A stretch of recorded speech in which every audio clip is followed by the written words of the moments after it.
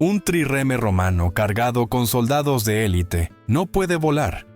Es una ley básica de la física. Entonces, ¿cómo es posible que una flota entera fuera levantada del mar y destruida sin que Roma pudiera reaccionar? ¿Por qué los legionarios más temidos del mundo murieron sin llegar a desenvainar sus espadas? ¿Y cómo un solo anciano sin armadura ni ejército logró paralizar a la máquina militar más poderosa de la historia? Siracusa no cayó por falta de hombres ni de muros. Cayó por algo mucho más inquietante. Quédate, porque para entender esta derrota, primero hay que entender el miedo. Año 214 a.C. La República Romana no está en su momento de gloria. Está herida, humillada y aterrorizada.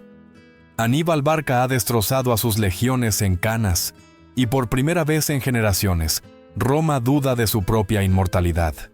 El Mediterráneo, ese mar que creían suyo por derecho, empieza a parecerles inseguro.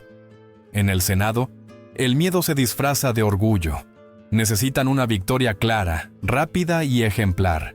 Necesitan demostrar que Roma sigue mandando.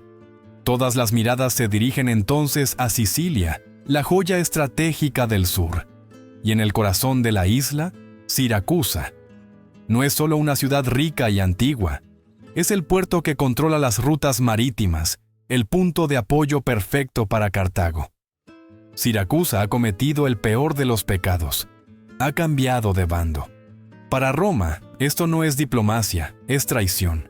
Si Siracusa cae definitivamente en manos cartaginesas, Roma pierde el control del mar y la guerra está prácticamente perdida. ¿Cómo permitir algo así? La respuesta del Senado es simple: enviar al hombre más temido que tienen. Marco Claudio Marcelo. Lo llaman la espada de Roma. No es un político, no es un negociador. Es un general forjado en la violencia, un hombre que ha aplastado enemigos sin compasión y que no conoce la derrota. Cuando Marcelo recibe la orden, no duda. No va a Sicilia a ocupar una ciudad, va a borrarla del mapa si es necesario. Llega con una fuerza abrumadora. 4 legiones romanas, unos 25,000 hombres y una flota de 60 quinquerremes que oscurece el horizonte. Desde la cubierta de su nave insignia, Marcelo observa las murallas de Siracusa y sonríe. ¿Por qué no hacerlo?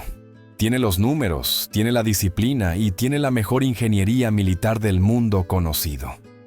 Frente a él, solo hay comerciantes, filósofos y muros de piedra. El plan es directo, casi arrogante. Un asalto simultáneo por tierra y por mar. Un golpe tan brutal que los defensores no tengan tiempo ni de respirar. Nada de asedios largos, nada de paciencia. Fuerza pura. Pero Marcelo está a punto de cometer un error que Roma recordará durante siglos. Porque en Siracusa no lo espera un ejército, lo espera una mente. ¿De verdad Roma sabía contra quién estaba luchando?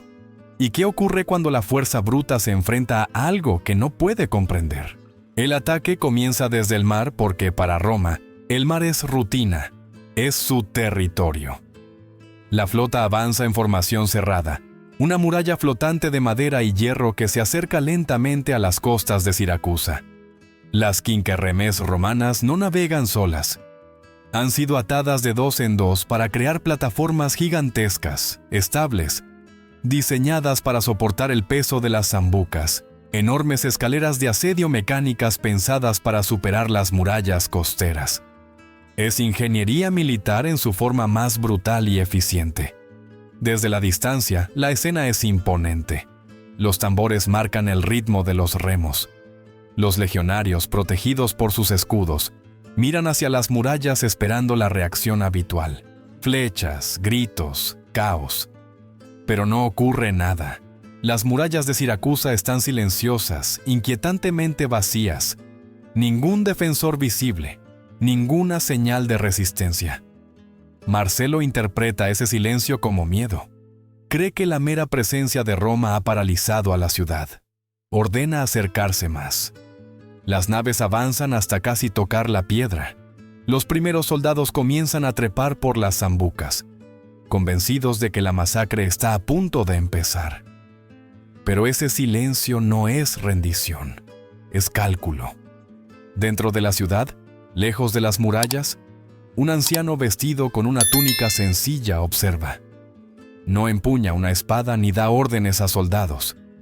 Arquímedes no es un general, es algo mucho más peligroso. Durante años ha transformado Siracusa en una trampa, una estructura defensiva diseñada no para resistir la fuerza, sino para destruirla. Justo cuando las plataformas romanas alcanzan su posición ideal, el cielo se oscurece. No son nubes, son piedras, rocas gigantescas, algunas de más de 300 kilos. Describen arcos perfectos y caen con una precisión imposible sobre las plataformas de asalto. No es un bombardeo al azar. Cada impacto ha sido calculado. La madera cruje, el metal se deforma, los cuerpos salen despedidos al vacío.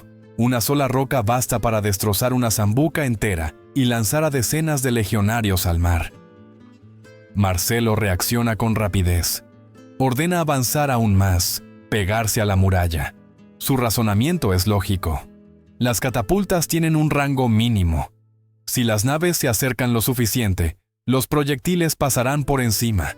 Es una maniobra correcta contra cualquier enemigo convencional. Pero Arquímedes ya ha previsto ese movimiento. Cuando las naves romanas se amontonan contra la base de las murallas, creyéndose a salvo, la piedra misma parece cobrar vida.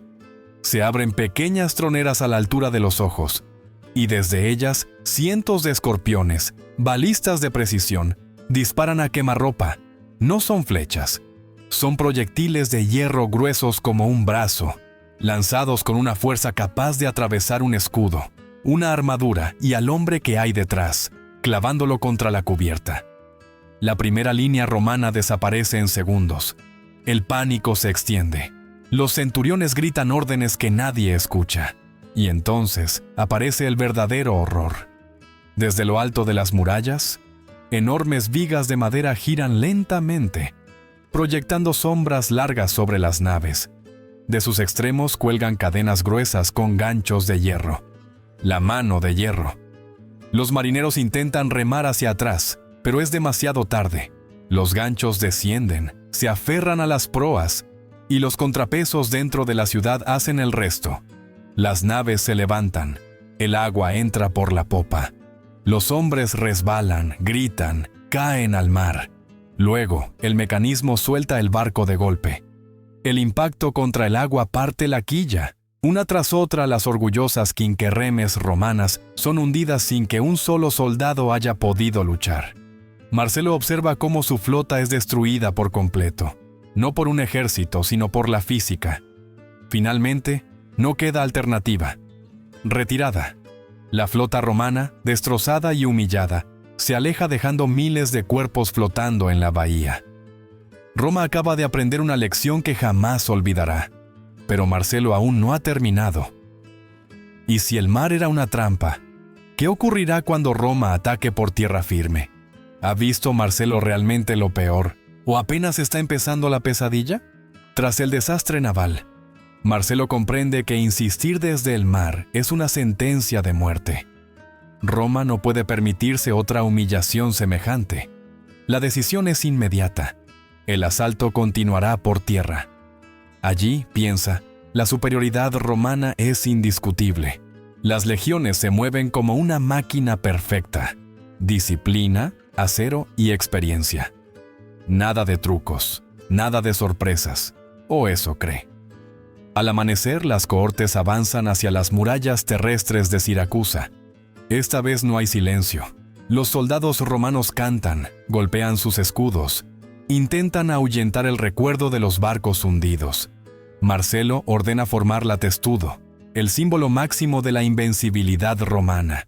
Escudos unidos por delante, por los lados y por arriba. Un bloque humano impenetrable que ha atravesado flechas, lanzas y fuego en decenas de batallas. Para cualquier enemigo normal, la testudo es el final. Pero Siracusa no es un enemigo normal. Cuando la formación avanza, no llueven proyectiles desde lejos. No hay una lluvia de flechas visible. De pronto, desde lo alto de las murallas, comienzan a caer piedras, en vertical. No describen arcos. No dan tiempo a reaccionar. Bloques pesados descienden directamente sobre la formación romana. Los escudos superiores se quiebran. Los hombres del centro caen aplastados.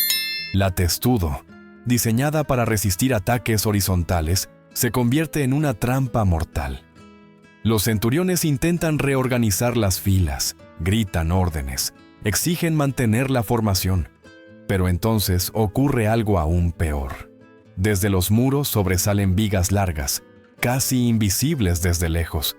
En sus extremos cuelgan enormes masas de plomo. Cuando los romanos se acercan lo suficiente, las vigas se liberan. El golpe es seco, brutal. El plomo atraviesa escudos, rompe huesos, lanza cuerpos varios metros hacia atrás. No es una batalla. Es una ejecución mecánica. La confusión se extiende como un veneno. Los legionarios empiezan a mirar hacia arriba, no hacia adelante. Buscan trampas invisibles, mecanismos ocultos, cualquier cosa que pueda matarlos sin aviso. Cada paso se convierte en una duda, cada sombra en una amenaza.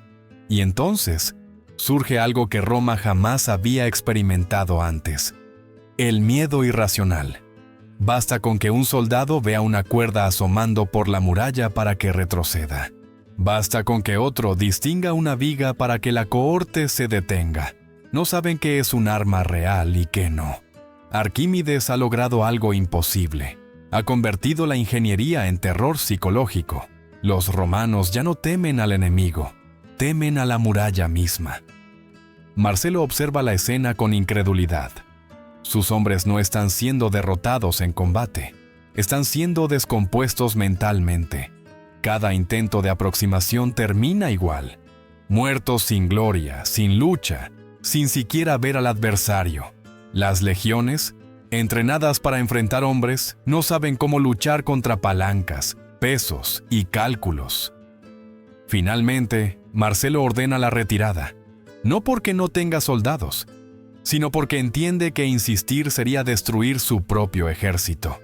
Por primera vez, la espada de Roma se ve obligada a aceptar que no puede ganar. No aquí, no así.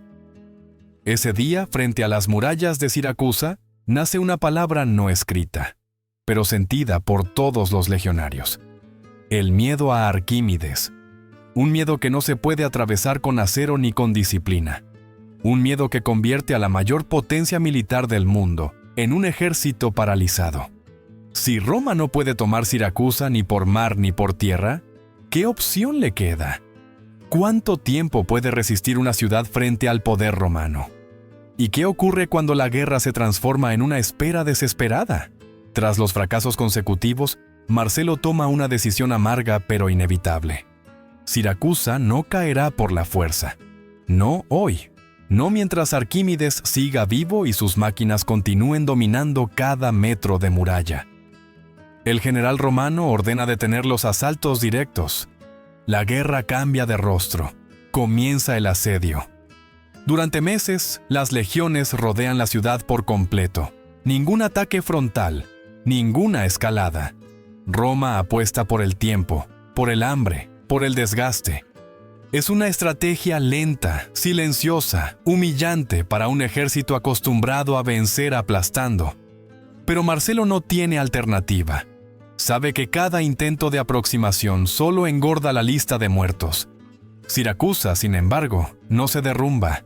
La ciudad ha sido previsora. Sus almacenes están llenos, sus rutas internas bien organizadas. Desde el interior, la población resiste con una mezcla de confianza y fe ciega en el anciano que, sin mostrarse, ha salvado la ciudad una y otra vez.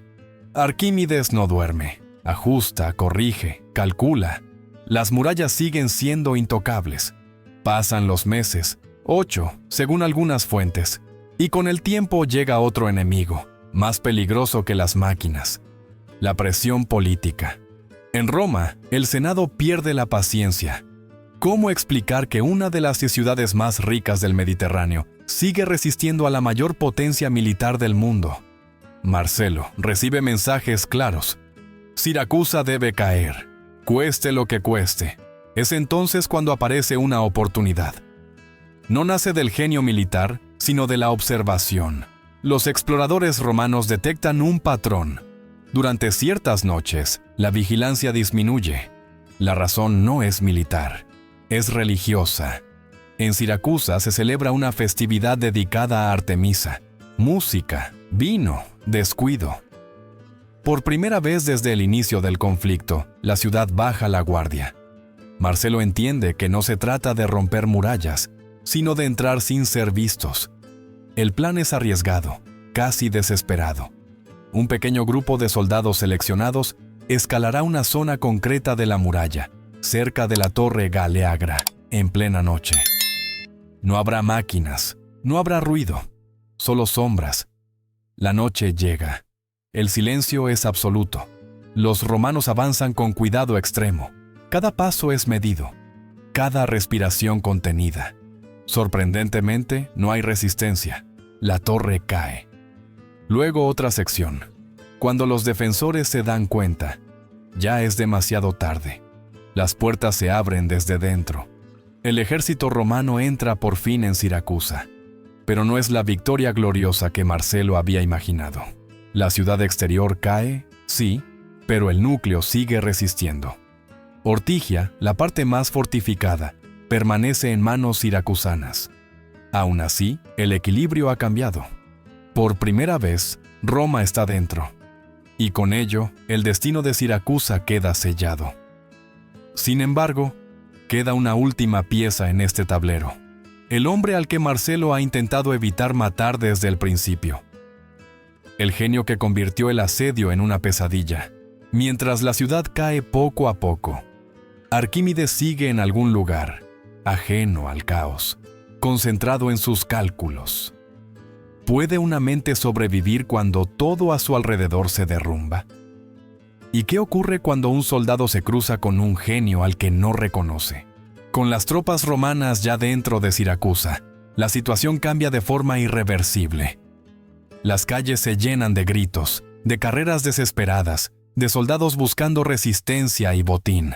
Pero, en medio del caos, Marcelo da una orden clara y excepcional. Arquímedes debe ser capturado con vida. No es una cuestión de piedad, es respeto. El general romano sabe que ese anciano vale más que cualquier tesoro que pueda esconder la ciudad. El problema es que Arquímedes no es un soldado. No huye, no se esconde, no entiende la lógica del saqueo. Mientras Siracusa se desmorona, él permanece en su casa o en algún patio cercano, concentrado en sus diagramas, ajeno al ruido de la guerra. Para Arquímedes, el mundo exterior ha dejado de existir. Solo existen las líneas, los círculos, las proporciones. Un soldado romano entra en el lugar donde se encuentra. No sabe quién es. Solo ve a un anciano inclinado sobre el suelo, trazando figuras geométricas con total calma, como si la ciudad no estuviera siendo tomada por la fuerza. El soldado le ordena levantarse, le grita, le exige que lo acompañe ante el general.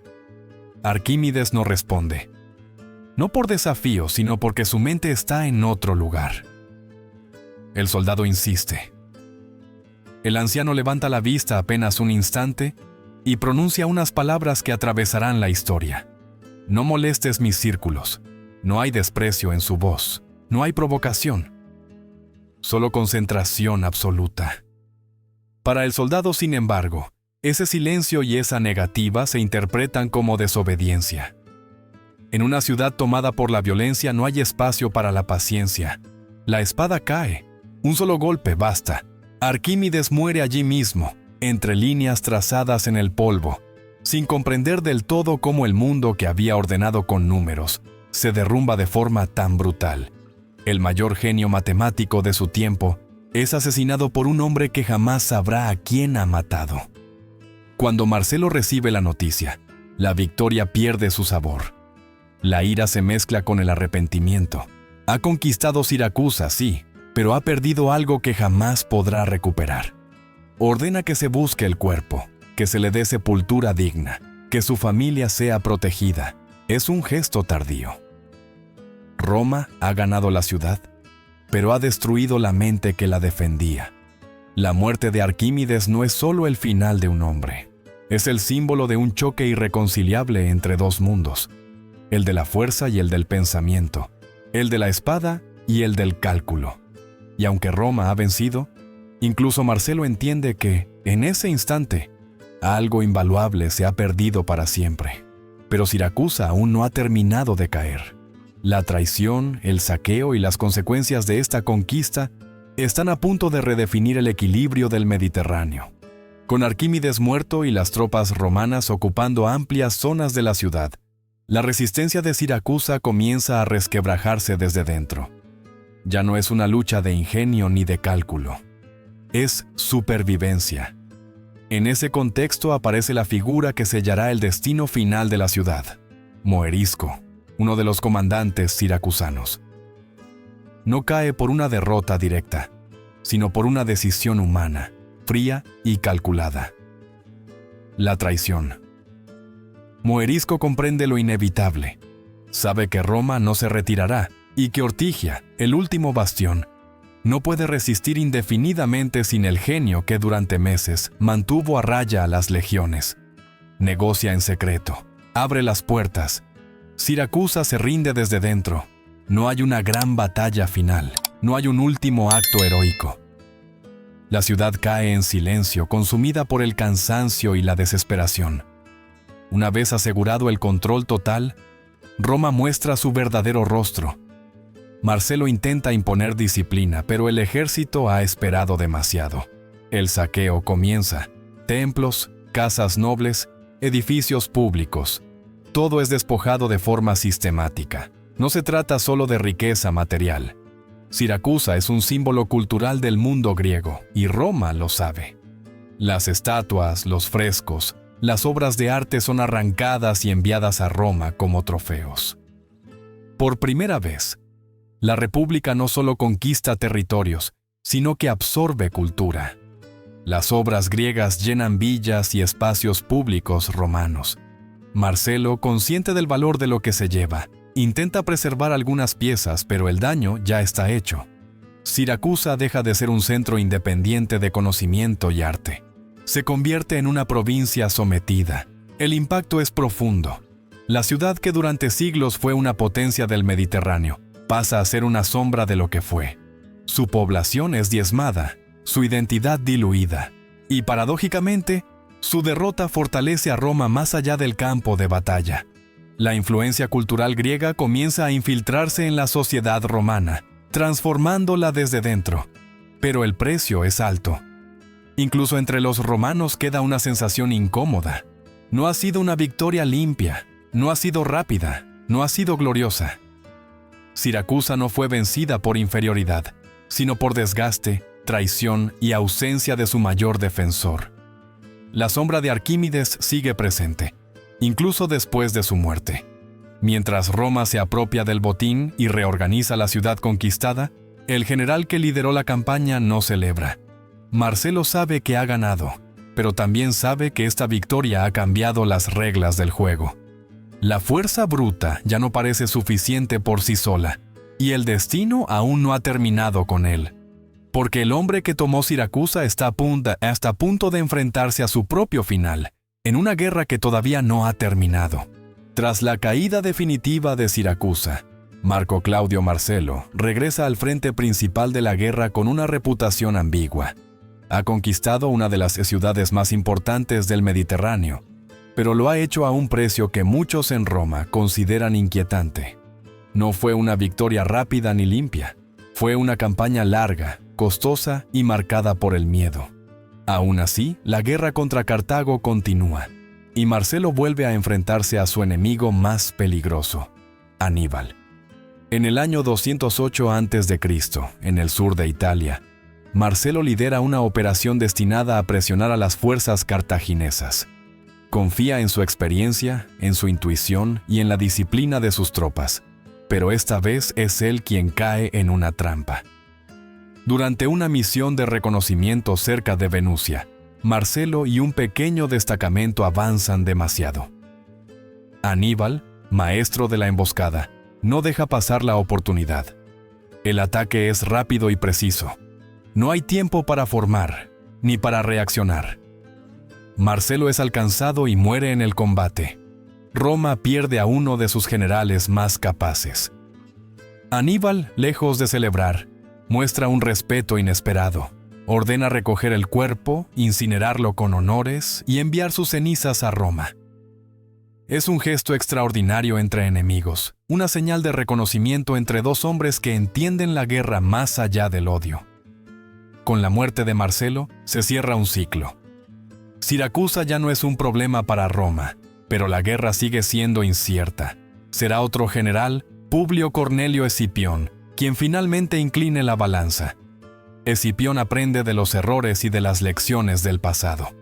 En el año 202 a.C., derrota a Aníbal en Sama, poniendo fin a la Segunda Guerra Púnica. Sin embargo, el asedio de Siracusa deja una huella más profunda que cualquier batalla. Marca un punto de inflexión en la mentalidad romana. Roma comprende que la fuerza por sí sola no siempre es suficiente, que el conocimiento, la ingeniería y la inteligencia pueden ser armas tan decisivas como las legiones, y al mismo tiempo aprende a temerlas. Siracusa, por su parte, nunca volverá a ser lo que fue. Pasa a formar parte del mundo romano, perdiendo su autonomía y su papel central en el Mediterráneo. Pero su legado perdura de otra forma. Las ideas, los descubrimientos y la figura de Arquímedes sobreviven a la destrucción de la ciudad. Su nombre se convierte en sinónimo de genio, y su historia en una advertencia silenciosa. Porque, al final, Roma ganó la guerra, pero en Siracusa perdió algo imposible de recuperar. Perdió la oportunidad de comprender plenamente aquello que no podía conquistar con espadas. Y esa lección, escrita con sangre y cálculos, resonará durante siglos en la historia.